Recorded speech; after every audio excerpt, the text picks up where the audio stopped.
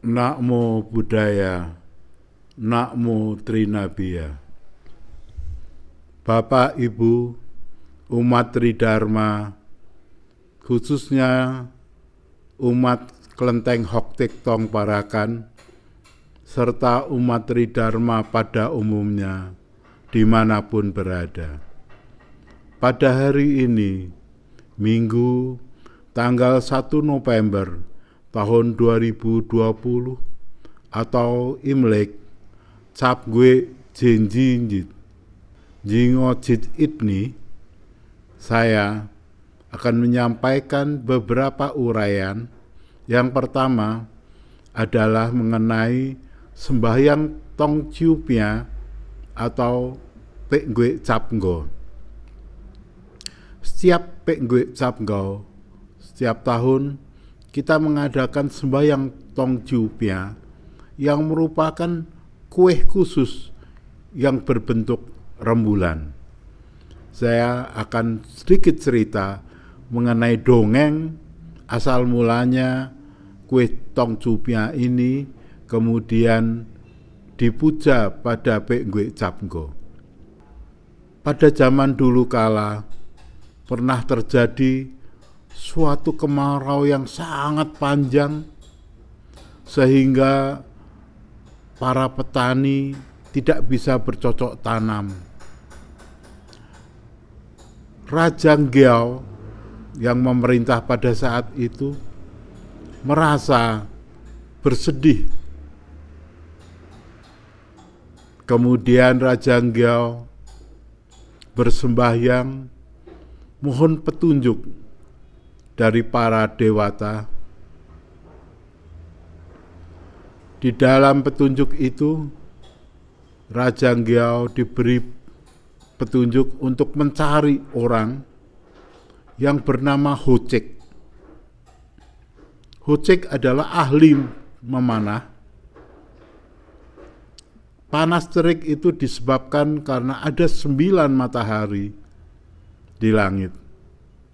Lalu Hocek dipanggil, disuruh memanah 8 matahari yang lain, seperti tergambar di dalam tembok ini, di mana Hocek baru memanah matahari. Setelah 8 matahari terpanah jatuh, tinggal 1 matahari, maka Hocek diberi hadiah oleh sang raja berupa pil abadi. Hocek melihat kotak yang indah, dalamnya pil, dia sangat sayang sekali. Lalu kotak ini disimpan di atas pintu rumahnya. Jadi di atas balok pintu rumahnya, kotak itu ditaruh. Kemudian seperti biasa setiap hari Hocek bercocok tanam, berburu keluar rumah, tinggallah istrinya Chang'e di rumahnya. Pada saat bersih-bersih rumah, Chang'e melihat ada sinar yang memancar terang dari kotak yang di atas balok pintu rumahnya. Lalu ia mengambil kursi, memanjat kursi dan mengambil kotak itu. Dibukanya kotak itu, terciumlah bau yang sangat harum sekali, dan di kotak itu ada sebuah pil. Karena rasa ingin tahunya, pil itu ditelannya. Tidak berapa lama kemudian dia bisa melayang-layang ke udara dan terus melayang sampai rembulan.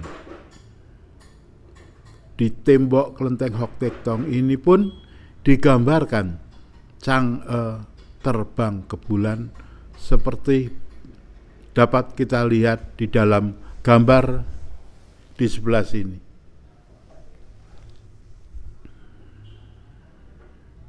Hocek pulang melihat istrinya tidak ada, demikian juga pil abadinya sudah tidak ada.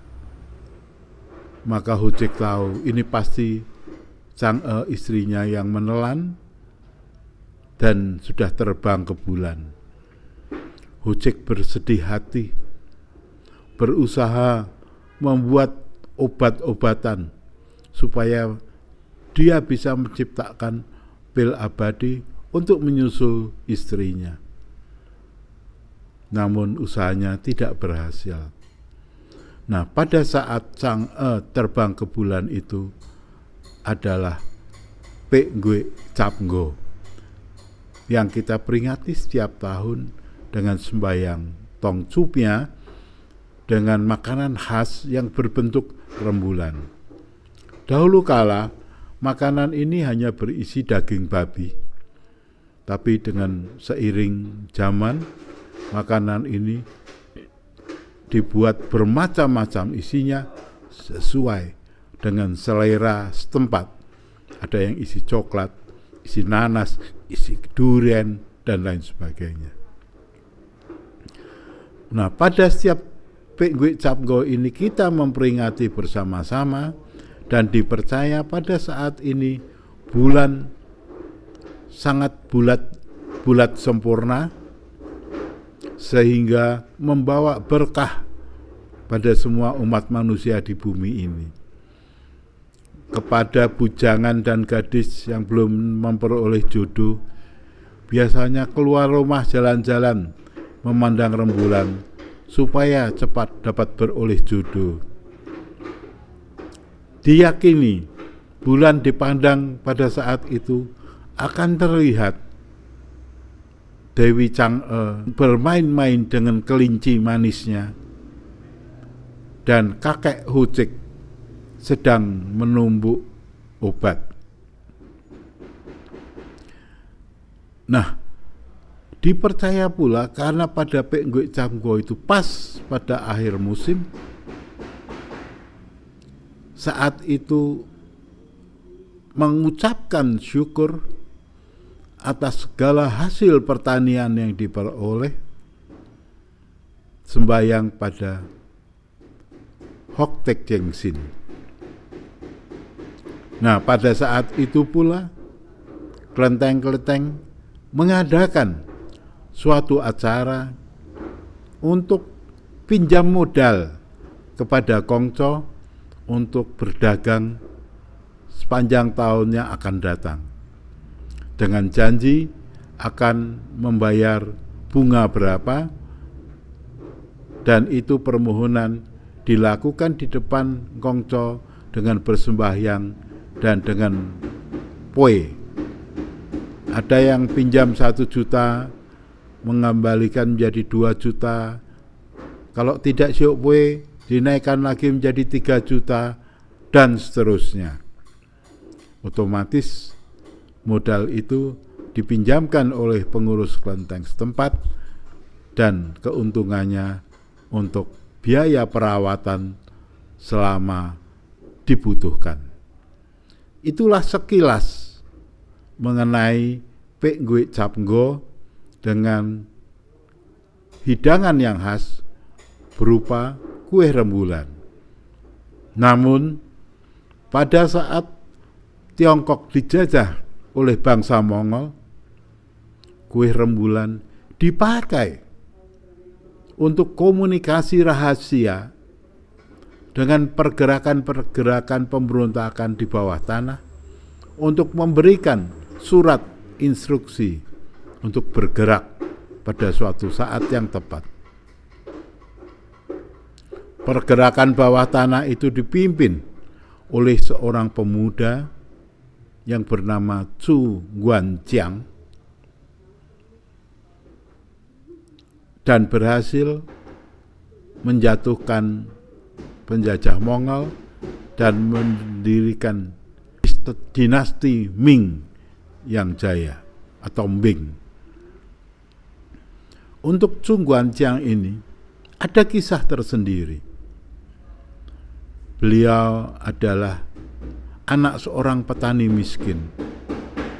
Pada usia 14 tahun sudah suruh mencari kayu di hutan.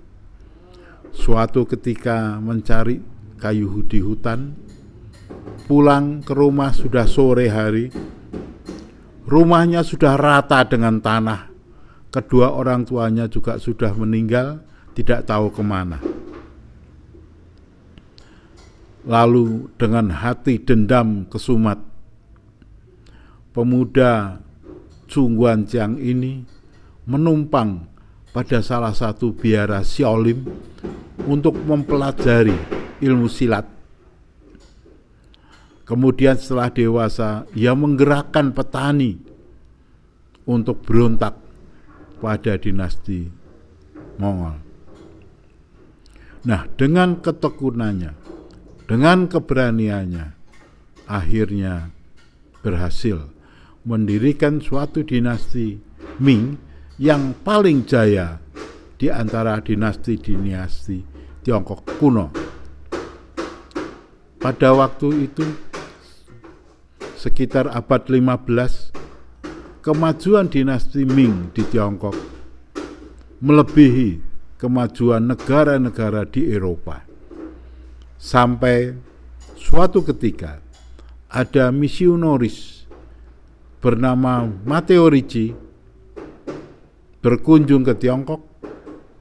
Dia melihat semua peraturan teratur, orang jalan, yang putra di sebelah kanan jalan, yang putri di sebelah kiri jalan, semua memakai pakaian lengkap, sangat sopan dan sangat makmur.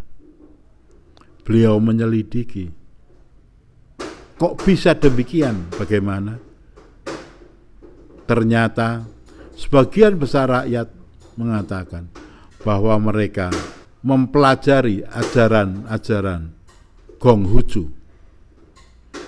Karena mengucapkan Gonghucu orang barat sulit, maka pada saat itulah beliau mengucapkan kata Confucius sebagai gantinya Gonghucu, dan beliau pulang ke Italia berbicara dengan Paus pada waktu itu, memberi saran supaya Gonghucu itu diangkat sebagai salah seorang santo dan diperkenankan pemeluk Gonghucu masih tetap menjalankan tradisinya, namun oleh Paus ditolak. Sekarang saya akan beralih ke Gonghucu. Beliau lahir pada Pekgwe Jijit, jadi bulan 8 tanggal 27 Imlek di kota Choib di lembah Gongsong. Beliau adalah putra dari Gong Xiong Lianghut, seorang perwira tentara rendahan, mungkin kalau di sini sekarang setingkat dengan Dan Ramil, yang sudah tua. Gong Xiong Lianghut pada usia 70 tahun sudah mempunyai 9 orang anak, 8 orang anak putri dan 1 orang anak putra yang cacat kakinya. Karena pada zaman dahulu orang akan cemas kalau tidak ada yang melanjutkan keturunannya, maka Gong Xiong Lianghut menikah lagi dengan seorang gadis bernama Gan Tincai. Gan Tincai adalah anak dari Gan Xiang, seorang cerdik cendekiawan pada masa itu. Di dalam pernikahannya, Gong Xiong Lianghut memohon bersembahyang kepada Dian dengan menaiki Bukit Ni yang dekat rumahnya. Gong Siok Liang Hut dan Gan Tin Chai bersembahyang bersama-sama, mohon dikaruniai anak yang kiranya nanti mendapat suatu nama yang besar yang dapat melanjutkan nama baik orang tuanya. Gong Siok Liang Hut ini adalah keturunan dari dinasti Shang. Setelah hamil, kemudian Gan Tin Chai bermimpi bahwa ada seekor kilin menyemburkan kitab Batu Kumala. Pada saat kelahiran bayinya, disambut 2 ekor naga yang melintas di atas atap rumahnya, dan para dewa mengelilingi rumahnya menyanyikan lagu yang merdu dan dengan bau yang sangat harum. Inilah merupakan suatu petanda alam. Telah lahir raja tanpa mahkota. Bayi itu diberi nama Ni, sesuai dengan bukit yang dipakai untuk sembahyang. Jadi Gong Hu Cu sebetulnya bernama Tiong Ni, Gong Tiong Ni. Pada usia 3 tahun, ayahnya wafat. Gong Hu Cu sejak kecil sudah senang bermain-main menirukan orang dewasa kalau sembahyang. Setelah besar dididik oleh ibunya yang cerdik cendekiawan, juga oleh kakek luarnya, membuat dirinya pada usia 15 tahun sudah tekun belajar, mempelajari kitab-kitab kuno, membaca sejarah-sejarah raja-raja kuno, raja-raja purba. Dan beliau merasa bahwa raja-raja purba itu, setiap raja mempunyai kebijaksanaan tinggi yang patut untuk pedoman hidup. Lalu dari banyaknya belajar itulah beliau mempunyai suatu prinsip-prinsip kehidupan yang sangat teguh. Pada usia 30 tahun, beliau sudah menyusun suatu prinsip kehidupan yang sangat teguh, dan pada saat itu beliau bekerja pada seorang hartawan untuk memelihara domba. Dengan rajin, semua pengeluaran, pemasukan dicatat sehingga peternakan itu berkembang dengan pesat. Mulailah beliau terkenal di kampung halamannya, beliau sebagai seorang cerdik pandai. Banyak pemuda yang berguru pada beliau. Akhirnya beliau menerima banyak sekali murid, mungkin sampai sekitar 3.000 orang murid. Namun di antara murid-muridnya itu yang terkenal ada 72 orang.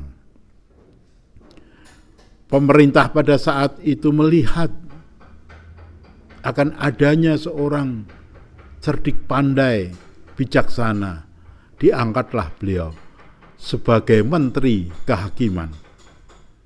Saat menjabat Menteri Kehakiman selama 2 tahun, beliau menerapkan peraturan-peraturan dengan ketat, sehingga tidak ada orang korupsi, tidak ada pencuri.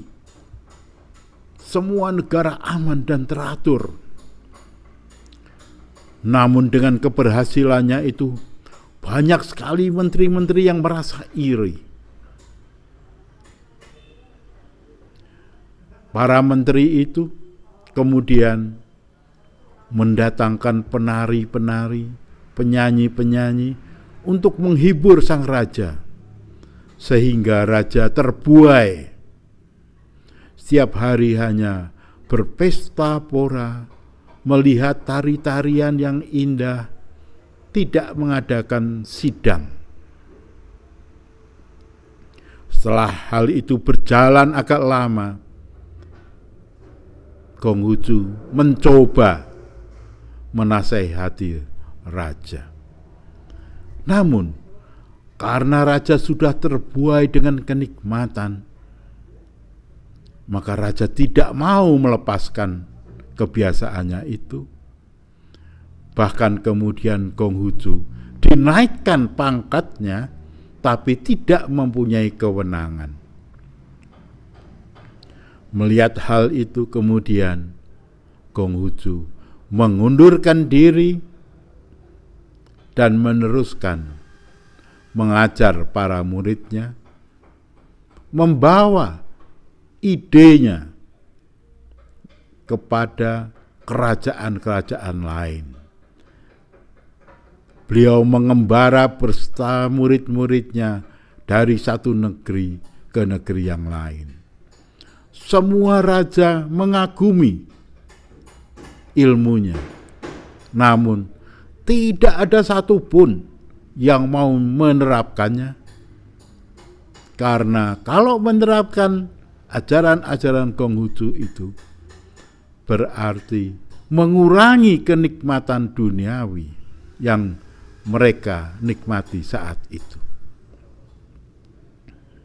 Di dalam perjalanannya itulah Konghucu selalu memberikan nasihat-nasihat pada murid-muridnya, sampai suatu saat beliau merasa sudah cukup, lalu pulang ke kampung halamannya dan mulai menulis buku.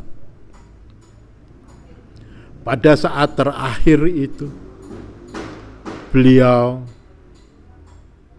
pada saat menulis buku, ada seorang raja menghadap, mengundang beliau untuk melihat hasil berburunya sang raja. Ternyata telah memanah seekor kilin. Melihat hal itu, Konghucu menangis. Beliau mendapat firasat sudah tidak lama lagi hidup beliau. Maka cepat-cepat beliau pulang dan menyelesaikan kitab-kitabnya. Akhirnya beliau wafat pada usia 72 tahun. Kitab-kitab yang beliau tulis itu hingga saat ini terkenal dengan nama Ngoking atau 5 kitab. Ajaran-ajaran beliau sangat bermanfaat dan muridnya merasa sangat sayang kalau sampai ajaran-ajaran beliau itu lenyap. Maka salah satu muridnya bernama Qingzhu menulis suatu kitab ajaran besar atau Taihak yang merupakan garis besar inti dari ajaran Konghucu. Qingzhu mempunyai seorang murid bernama Cu yang juga cucunya Nabi Konghucu. Cu ini memperdalam, akhirnya beliau menulis kitab Tiangyong atau Chungyong. Cu punya murid lagi bernama Bingzhu. Bingzhu ini kemudian menulis kitab Bingzhu sendiri yang merupakan uraian luas, perkembangan luas dari ajaran Konghucu. walaupun Bingcu terpaut 200 tahun masa kehidupannya dengan Konghucu. Percakapan sehari-hari antara muridnya dengan Nabi Konghucu dibukukan menjadi kitab Lungi. Nah, 4 kitab ini, kitab Taihak, Tiongyong, Lungi, dan Bingcu disatukan menjadi Suci yang merupakan kitab suci agama Konghucu sekarang. Kiranya uraian saya sampai di sini. Semoga semua yang saya kemukakan ini dapat bermanfaat, dapat menambah pengetahuan para umat Tridharma dimanapun berada. Namo Buddhaya, Namo Trinabiya.